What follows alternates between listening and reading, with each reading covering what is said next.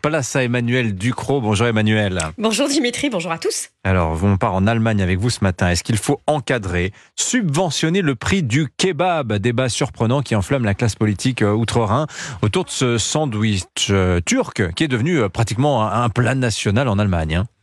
C'est le parti d'extrême gauche allemand Die Linke qui a lancé cette proposition choc. Il demande un plafonnement du prix des kebabs à 4,90 €. Il propose même un tarif réduit à 2,90 € pour les plus défavorisés. Et c'est l'État qui compenserait ce qu'on appelle la Kebabpreisbremse, littéralement le coup de frein sur le prix du kebab. C'est beau comme notre programme étatique de subvention du reprisage des chaussettes. Absolument. Pourquoi ce Kebabpreisbremse pour parler allemand ?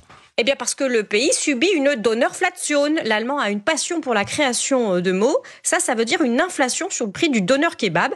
C'est vrai que les prix ont plus que doublé en 2 ans. Il n'est plus rare de payer 7 € pour un kebab à Berlin. Mais c'est logique, tous ces composants ont flambé depuis la guerre en Ukraine.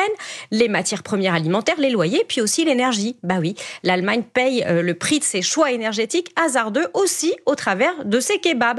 L'inflation alimentaire est devenue une question explosive dans le pays et ça ne se calme pas, contrairement à chez nous. Le kebab, c'est un plat populaire, c'est un plat pas cher. Il est pris en sandwich entre toutes ces inflations.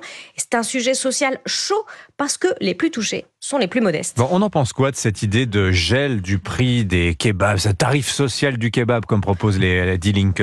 Alors, je vous propose de laisser de côté le débat de santé publique et le débat écologique parce que subventionner un plat gras et salé à base de viande, ça pourrait faire grincer les dents autant des médecins que des écolos. Mais alors, économiquement, on sait que les mesures de contrôle des prix des produits de grande consommation produisent systématiquement des effets pervers. Rappelez-vous, la Hongrie, en 2023, c'est un cas d'école. Pour lutter contre l'inflation, le gouvernement avait bloqué les prix des produits de base, les pommes de terre, le sucre, les œufs. Les producteurs et les distributeurs avaient compensé en relevant le prix de tous les autres produits. Explosion de l'inflation. On peut déjà prédire ce qui se passera si l'État allemand compense la différence entre le prix de vente et le coût de revient du kebab. Une flambée des coûts de tous les composants, la sauce, les frites, les oignons, la viande, le pain, par effet d'aubaine. Oui, c'est pas cher, c'est l'État qui paye. Mais si l'idée allait au bout, ce serait compliqué à mettre en place.